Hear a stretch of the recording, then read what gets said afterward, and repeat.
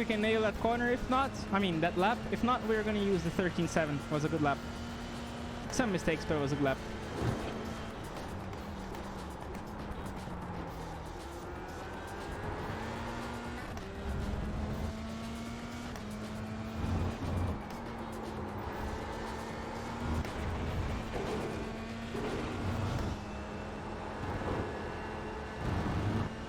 Still clean.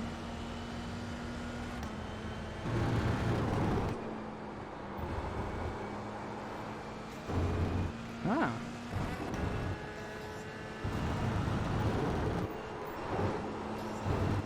Look at that, my friends.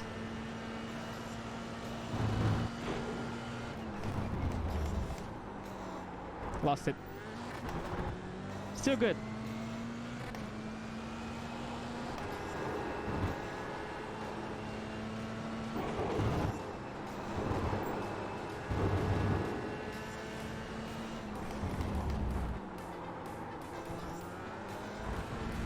Yeah, okay, that was better.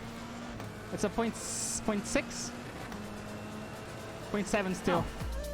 Alright, hello guys, welcome to Major's Garage. My name is Suellio and I'm the crew chief for the Formula 3, Formula 1 and Formula 3.5. And today we're gonna drive one lap and we're gonna see my lap here with the Formula 3 at Laguna Seca. I keep getting confused about the name of these cars. So yeah, let's go straight to the lap here. This was 113.715. There are some improvement points to be done, of course, but it was a good reference, so we're gonna use this lap. So let's see what I'm thinking about all these corners, where to put the car and where to be really looking for precision. So for example, here, what I really want to is I want to put my antenna on the white line, you see? And then I want to brake and kind of already immediately be trail braking very heavily into this very long double apex corner. So you don't want to brake too hard on a straight line here and then turn, because if you do that, the car is going to be too slow too early. So what we do is we trail brake heavily, and we are already trail braking. As you can see, my brakes go down very linearly. Down, down, down, down, down, as I'm turning, down, down, down, down, down, as I'm turning, I'm still braking, I'm past the first apex, I'm still braking. Okay, now that I'm in between the two apexes, roughly 50% of the corner, 50% of the rotation is done, then you, boom, on the throttle, get the rear to help you rotating. So as you see, I get back on the power, and I'm already doing some micro corrections here. My hands are very light, the car wants to rotate, and I'm actually even doing some heavier correction here as I feel that the car was losing the rear. But then after that, you can see that I go back to that like neutral state where the rear is finalizing the rotation instead of you trying to bring the car to the left. And then you can use a little bit of this gravel here if needed. I didn't have a very good exit here, so it felt like I was a little bit under the limit. I think the very limit here is when you are so fast that the antenna is at the limit of the curb here right before you get on off track. Then you want to bring the car pretty early to the left here, and you see by the time I'm about to brake, you can see that my car is already pointing inwards from this little curb here. So look at this. I'm pointing inwards, and now I'm braking. Be careful not to start the cornering process with your car pointing to the outside. The angle you are pointing, by the time you start decreasing the speed, is going to be crucial. Officially, your cornering starts when you start braking. So what I'm doing here is I'm preparing this entry so I can open up as much as possible and not need to slow down the car too much. Then you want to turn in early, kind of early, but you still want to miss the sausage curb. So as you can see, I'm just missing the sausage curb, getting back on the throttle as I am basically side by side with it. And then again, same thing, get back on the power, light hands, let the car flow all the way to the outside. The limit here, as you can see, I'm overshearing a little bit as always. It's a healthy overshear. Then on the way back to correcting, make sure your antenna is still on the curb, because if you go a tiny bit more, if your antenna is over the gravel, you are gonna get an off track. So just make sure here, even though you finish the corner, you still have to come back before the end of the curve, so you don't get that off track. It's very easy to get an off track here after the corner. Same thing happens to the next exit. We're gonna get there. This second corner, the second right-hander is actually flat out, so it's gonna be easy. Not on the first laps, but about the 4th, 5th lap, you can do it flat out. Same thing, we want to bring the car pretty early to the outside and be kind of at least parallel before you start turning in, and on the very limit of the curve, so you can open up. I know you can do it easily flat out even if you don't do that, but this is gonna help you carrying some extra hundreds on the next straight, because if you have to turn less, you scrub less, you lose less speed, and you're gonna gain time. So again, just being very, very precise and very gentle, so you don't churn too much the fronts and you don't lose top speed. Here we don't necessarily need to use the gravel here. Then for this next corner, you can always carry a little bit more speed than you think because it's banked. So when you're going into the corner, you have a little bit more weight on the car. So just make sure you brake. I brake at the 2, brake pretty quickly. I don't brake in a straight line. I basically almost... Well, the only place I'm braking in a straight line really is the last corner.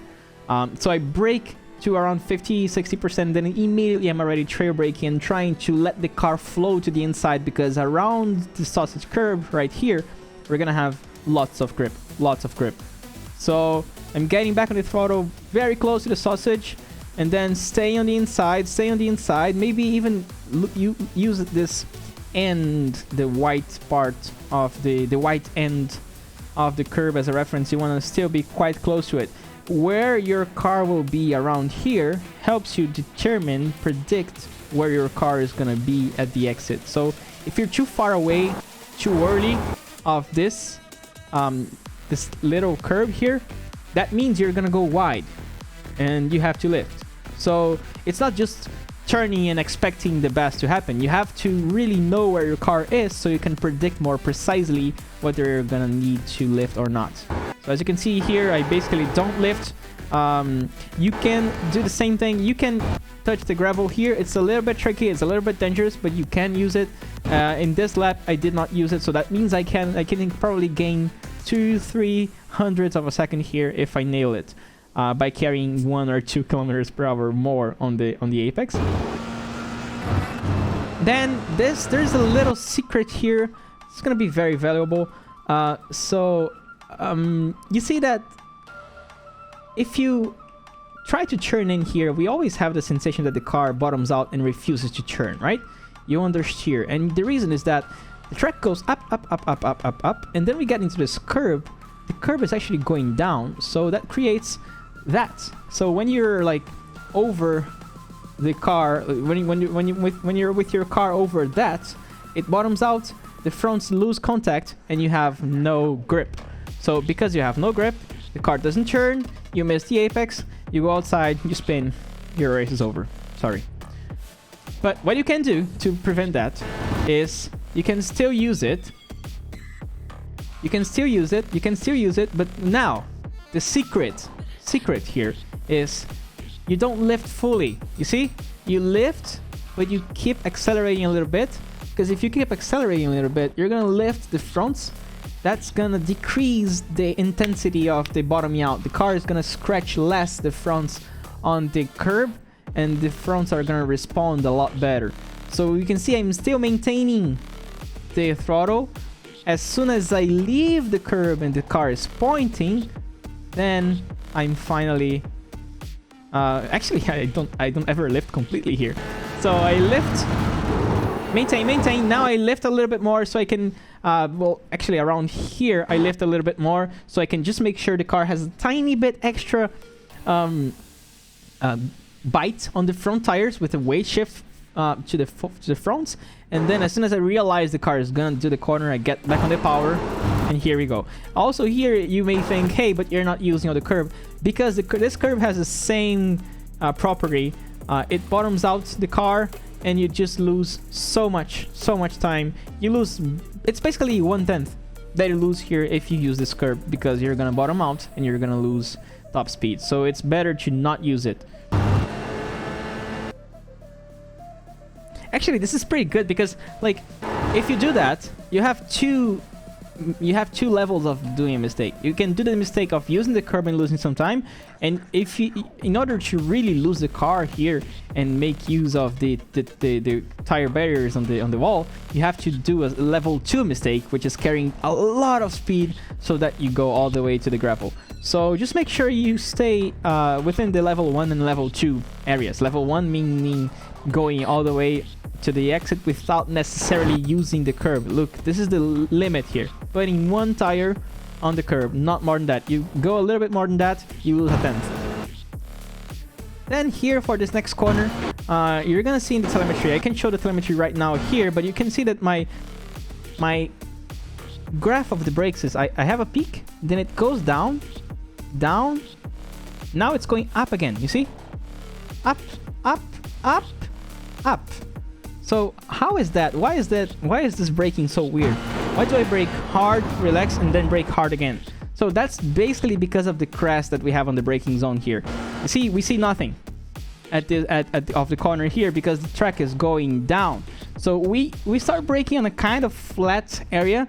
So we brake. As soon as we start braking, the car starts falling on this crest. So I release the brakes a tiny bit, not to lock the tires, but then see, crest is here. This is where I'm releasing. But then we start seeing the track again. Look, now because we see this area between 2.5 and 1, that means it's flat and we can brake harder. So then you brake harder again. Okay, now we have more grip. We brake harder, we wait for the car to stop, and then we throw the car into the corner. Here I missed this corner a little bit, so that's why I said this lap was not really good. We can always improve a little bit. You can see that I locked up a little bit the inside here. I could probably brake, I don't know, 2-3% more on average to make the car use a little bit more. You can what I generally like to do is aiming for this last blue square here. If you do that, then you can really just throw the car over this twisty area and have lots of grip. So I probably lost half a 10th here by not using this properly. And then on the way back, same thing. Just make sure your antenna does not touch the gravel. So here I had some room, but it's kind of dangerous to use the gravel anyways, even if you don't get enough track, because the gravel kind of pulls the car to the right. You have to make sure every time you are going down and you realize you are going to use the gravel, you lighten your hands, maybe try to actually firmly try to go straight, just so you don't have this instant spin that can end your race. Then here, this is just flat out. You don't need to open up that much. You bring comfortably so you can do this flat out and really nail this corner here.